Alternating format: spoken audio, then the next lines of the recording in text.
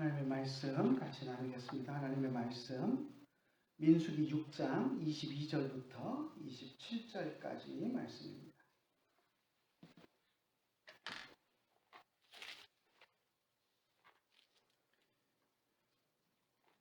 구약성경 204페이지입니다. 민수기 6장 22절부터 27절 말씀까지 다 같이 한 목소리로 같이 읽겠습니다. 여호와께서 모세에게 말씀하여 이르시되 아론과 그의 아들들에게 말하여 이르기를 너희는 이스라엘 자손을 위하여 이렇게 축복하여 이르되 여호와는 내게 복을 주시고 너를 지키시기를 원하며 여호와는 그의 얼굴을 내게 비추사 은혜에 베푸시기를 원하며 여호와는 그의 얼굴을 내게로 향하여 드사 평강 주시기를 원하노라 할지라 하라. 그들이 이같이 내 이름으로 이스라엘 자손에게 축복할지니 내가 그들에게 복을 주리라. 아멘.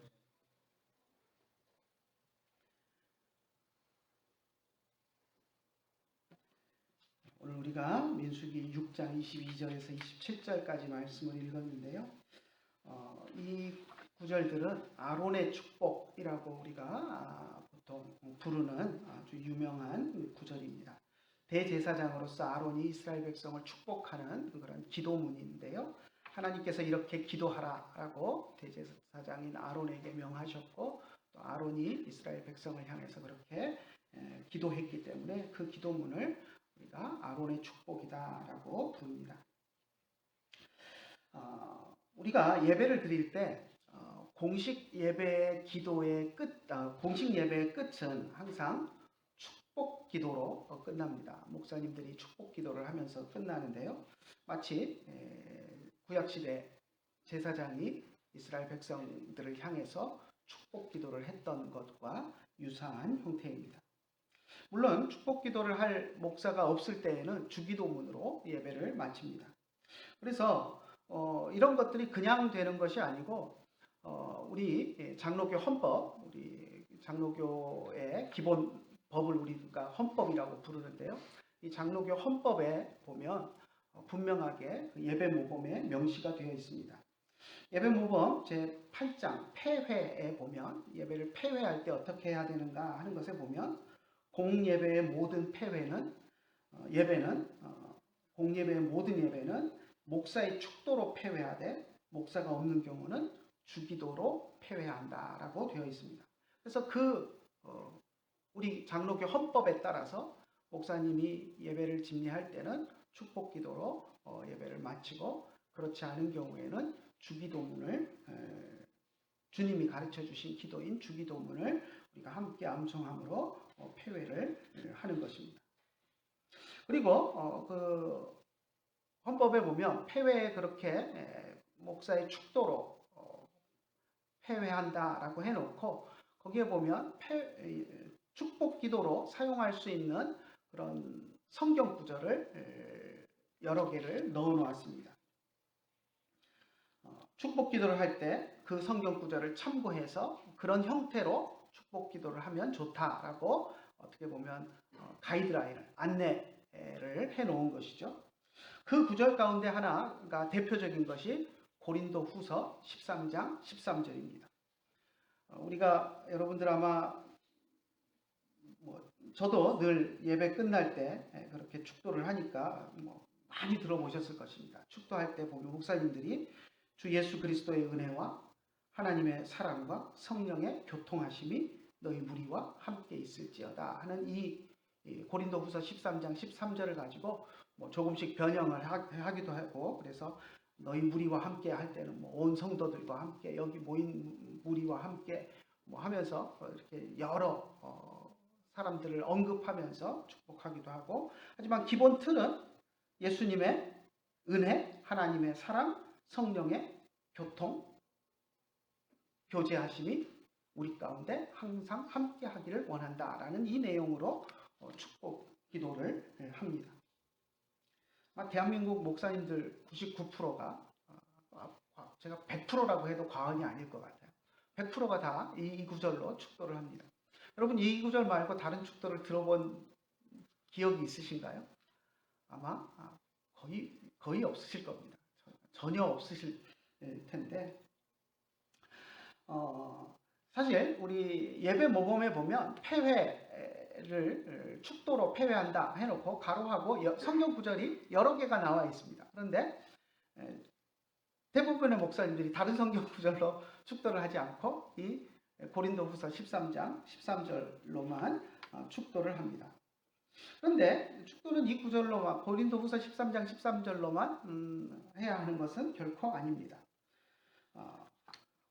그 폐회에 다른 성경 구절이 나와 있는 것 가운데 대표적인 구절 하나가 오늘 우리가 읽은 이 아론의 축복으로 알려진 민수기 6장 24절에서 26절까지의 말씀입니다. 여호와는 내게 복 주시기를 원하고 너를 지키시기를 원하며 여호와는 그의 얼굴을 내게 비추사 은혜 베푸시기를 원하며 여호와는 그 얼굴을 내게로 향하여 드사 평강 주시기를 원하노라라고 하는 그 구절이 예배 모범에도 나와 있고 그것으로 축복 기도를 해도 상관이 없습니다.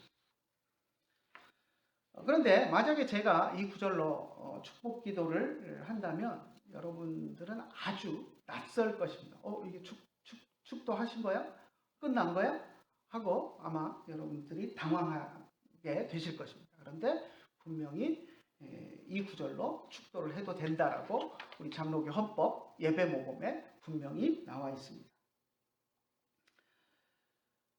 민수기 6장 24절에서 26절은 하나님께서 대제사장 아론을 향해서 이스라엘 축복할 때 이렇게 축복해라 라고 가르쳐 주신 하나님이 가르쳐 주신 축복 기도문의 대표적인 샘플입니다. 훌륭한 축도문으로 사용할 수 있는 구절입니다.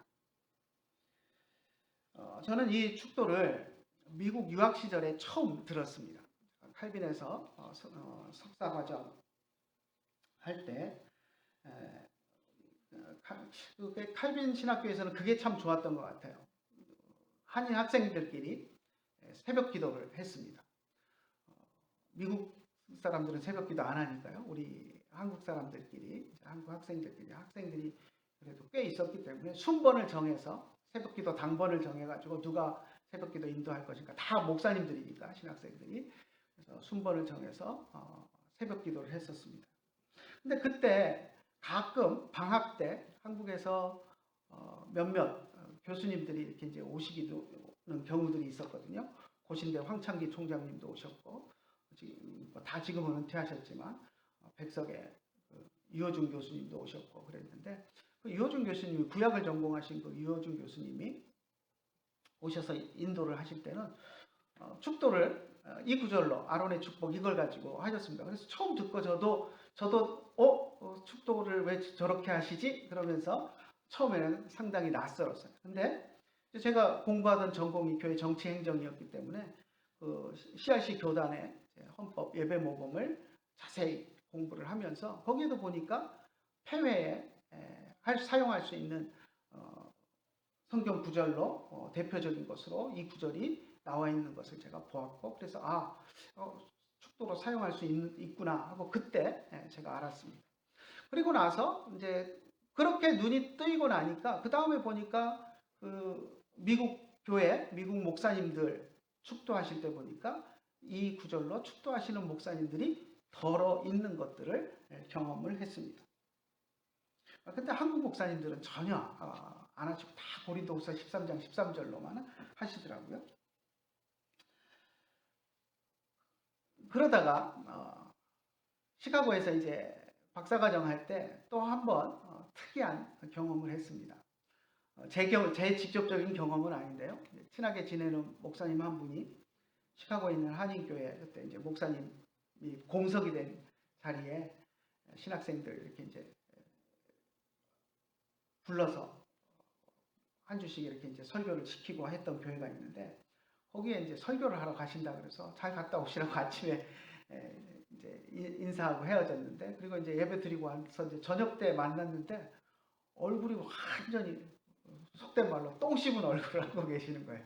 설교하러 잘 오셔가지고 그래서 왜 그렇게 얼굴이 그러냐고, 무슨 일 있었냐고 그러고 이제 여쭤봤더니 얘기를 하는데 이 축도와 관련된 에피소드가 생겨났습니다.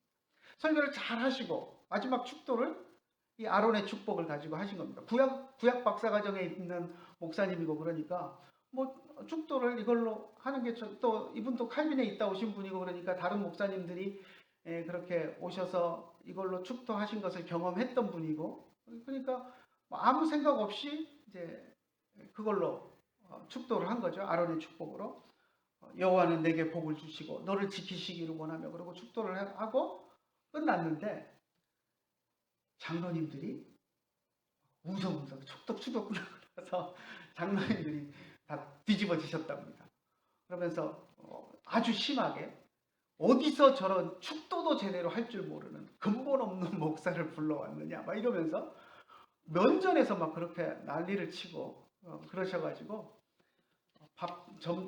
점심도 제대로 못 먹고 도망치다시피 그 자리에도 이제 난처하니까 있을 수가 없으니까 도망치다시피 오셨다라는 이야기를 들었습니다.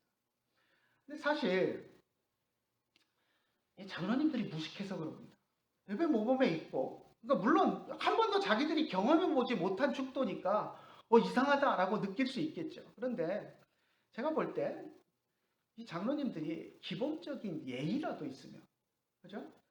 축도를 그렇게 해도 된다는 걸 무식해서 몰라도 기본적인 예의라도 있으면 설교해달라고 초청해온 목사님 면전에서 어떻게 그런 말을 합니까? 그죠? 축도도 할 줄 모르는 근본 없는 목사. 이런 표현을 어떻게 합니까? 그죠? 설교해달라고 모셔와놓고. 불편해도 참고 있다가 돌아가신 다음에 어떻게 축도도 저렇게 하냐? 그러고 자기들끼리 흉을 볼 수는 있어도 면전에서 어떻게 그렇게 할 수가 있습니까? 이건 예의도 없는 겁니다. 그래서 그 목사님이 그렇게 왔다고 얼굴이 완전히 죽을 상이 돼가지고 그렇게 계시면서 그런 이야기를 하는 모습을 들었던 기억이 있습니다. 이것은 장로님들의 무식함과 예의 없음에서 나온 그런 해프닝이었습니다. 자기들이 한평생 고린도후서 13장 13절로 축도하는 것밖에 들어본 일이 없었기 때문에 다른 축도를 듣고 그것은 잘못된 축도다 하고 단정하고 그렇게 비난을 해버린 것입니다. 또 장로님들이 그렇게 비난했던 내용 중에 뭐가 있었냐면 축도에는 삼위일체 하나님이 들어가야 되는데 삼위일체 하나님이 들어가지 않았다. 이렇게 이야기를 했답니다. 우리 고린도후서 13장 13절을 보면 그렇지 않습니까? 예수 그리스도의 은혜, 하나님의 사랑, 성령님의 교통하심, 삼위 하나님이 다 들어가잖아요. 그러니까 삼위 하나님의 이름으로 축복을 해야지 어떻게 여호와만 이야기하면서 여호와는 내게 복 주시고 여호와는 내게 계속 여호와만 나오잖아요. 그죠? 그러니까 어떻게 성부 하나님만 가지고 축도를 할 수 있느냐? 저건 잘못된 축도다. 이렇게 이야기를 하셨다는 겁니다. 근데 그것도 무식에서 나온 말입니다.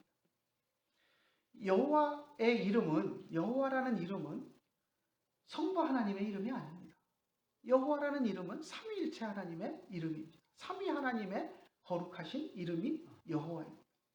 그런데 여호와의 증인이 성부 성자를 무시하면서 성부 하나님만 성자 성령을 무시하면서 성부 하나님만 참 하나님이다라고 주장을 하는 이들이 여호와의 증인이라는 이름을 쓰고 성부 하나님을 여호와라고 부르면서 여호와만 참 하나님이다 그러면서 성부 하나님만 여호와라고 이야기를 하는 그게 우리에게 있으니까 우리도 어느새 쇠뇌가 되어가지고 여호와는 성부 하나님의 이름이라고 생각하고 있는 겁니다. 하지만 그렇지 않습니다. 성부 하나님의 이름이 아니라 여호와는 삼위일체 하나님의 존귀하신 이름입니다. 한 분 하나님의 이름입니다.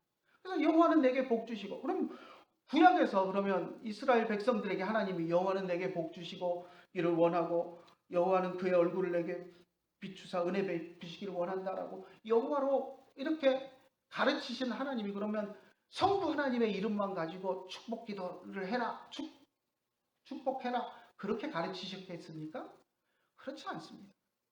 삼위 하나님의 거룩하신 이름으로 축복하라고 가르치셨던 것입니다. 그래서 여호와라는 이 이름은 삼위 하나님의 거룩하신 이름이지 성부 하나님만 따로 떼가지고 부르는 이름이 결코 아닙니다.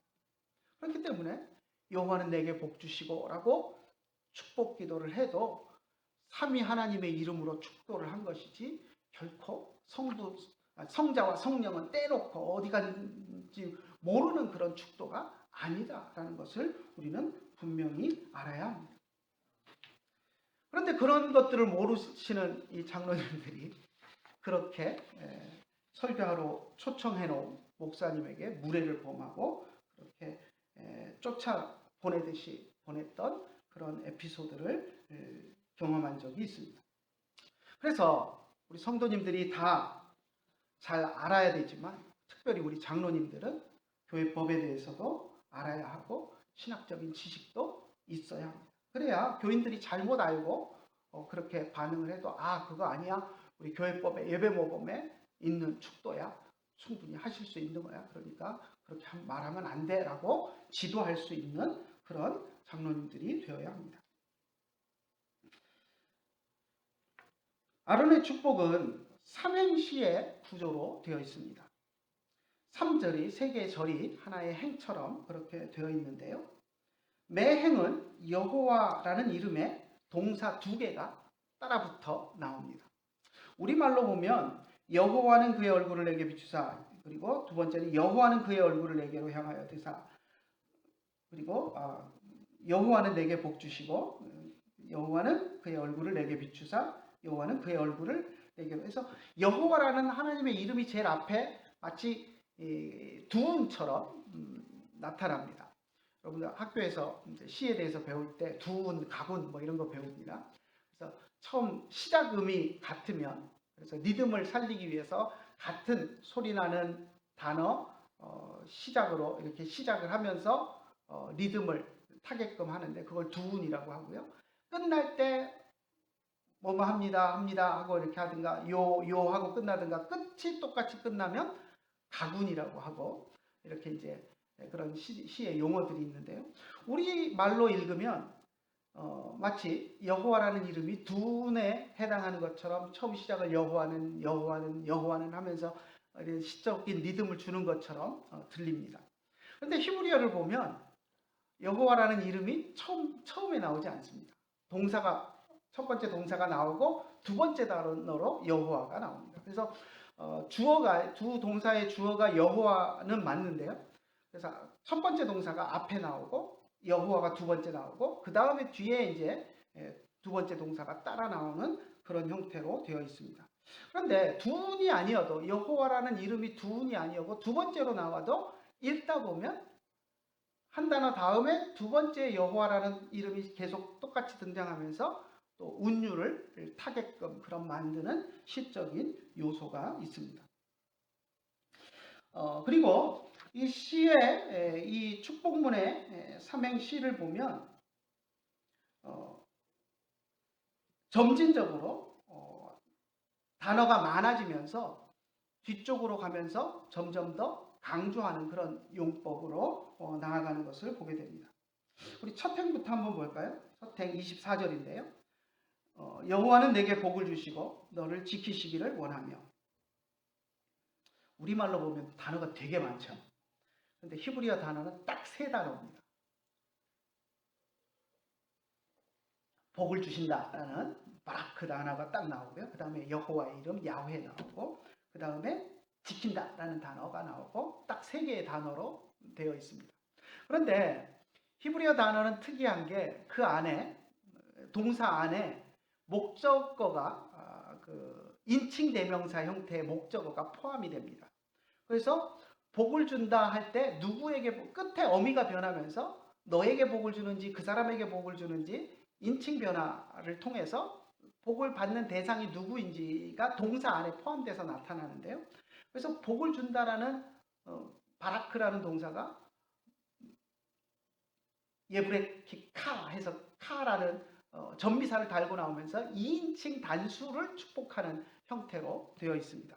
그래서 히브리어 단어는 복주다, 여호와, 지킨다 3단어밖에 없지만 거기에 붙어 있는 그것들을 다 목적어가 뭔지를 우리말로는 표현을 해야 되기 때문에 번역을 하다 보면 복잡해지는데요. 그래서 여호와는 너에게 복을 주시고, 동사 끝에 달려있는 칼을 너에게를 번역을 해서 너에게 복을 주시기를 원하고, 지킨다라는 것을 지키기를 원하며, 또 동사가 기원문의 형태이기 때문에 원하며를 우리는 또 붙여야 합니다.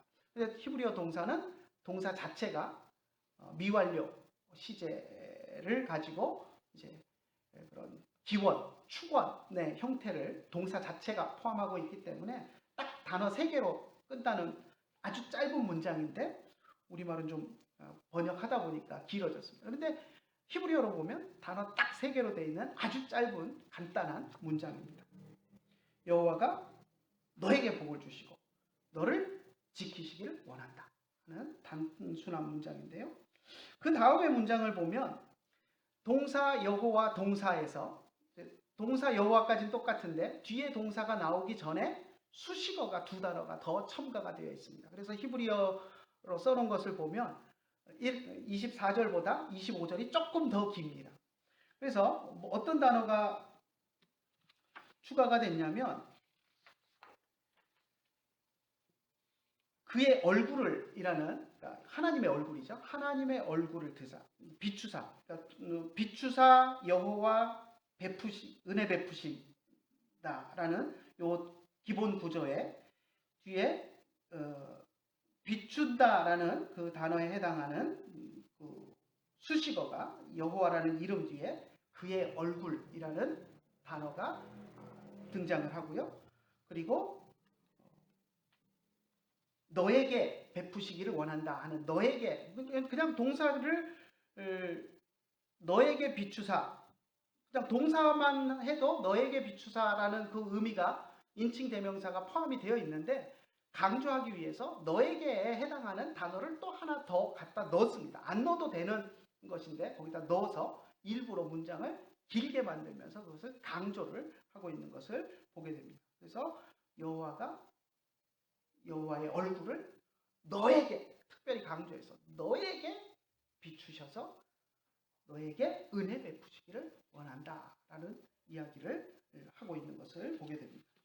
그래서 조금 더 단어를 2개를 더 넣어서 길게 하면서 거기에 이제 하나님이 복 주시고 은혜 베푸시는 것을 강조하는 그런 모습을 볼 수 있고요. 그 다음에 26절에 보면 이제 단어가 더 들어갑니다. 여기는 기본은 들다라는 동사가 나오고 여호와라는 단어가 나오고, 그리고 평강을 준다라는 그런 준다라는 단어가 나옵니다. 그래서 드시고 여호와께서 드시고 주신다라는 그 기본으로 되어 있는데요. 여기에도 그의 얼굴을 이라는 단어가 있고, 그리고 너에게로라는 단어가 특별히 더 들어갑니다. 그래서 그의 얼굴을 너를 향해서 드신다. 그러니까 앞에서 얼굴을 비추신다라고 표현했는데 이제 단어를 바꿔서 얼굴을 드신다라고 표현합니다.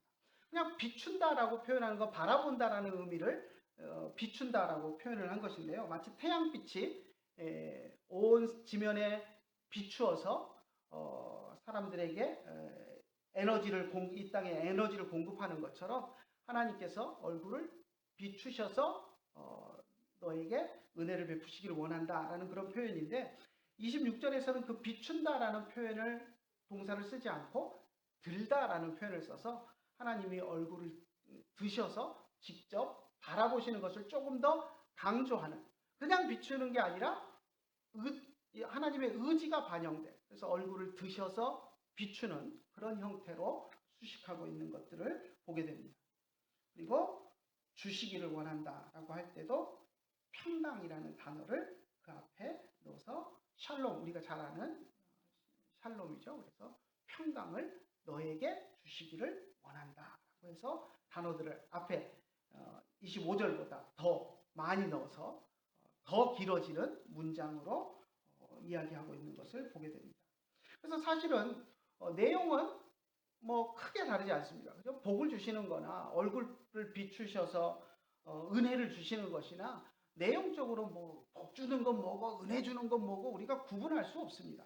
하지만 똑같은 말을 반복하면서 그것도 표현을 더 장황하게 안 들어가도 될 단어들을까지 넣어가면서 더 길게 하면서 강조해서 점층적으로 하나님이 너에게 복 주시기를 강조한다라는 세 번의 반복, 그리고 그 반복도 점층적으로 더 길어지고 장황해지면서 하나님께서 너에게 복 주시기를 원한다라고 하는 그런 표현을 하도록, 그런 시적인 구조를 가지고 있는 것들을 보게 됩니다. 대제사장으로서 아론이 백성들을 위해서 기도해야 할 내용을 구체적으로 하나님이 이렇게 가르치셨습니다. 그리고 나서 하나님은 아론에게 네가 대제사장으로서, 그리고 네 아들들이 제사장으로서 이렇게 기도하면 내가 그 기도를 듣고 이스라엘 백성에게 복을 주겠다라고 말씀을 하셨습니다. 27절 한번 같이 읽어볼까요? 그들은 이같이 내 이름으로 이스라엘 자손에게 축복할지니 내가 그들에게 복을 주리라. 제사장들이 하나님이 가르쳐 주신 이 내용으로 축복하며 하나님께서 이스라엘 백성들에게 복을 주시겠다라고 이야기합니다.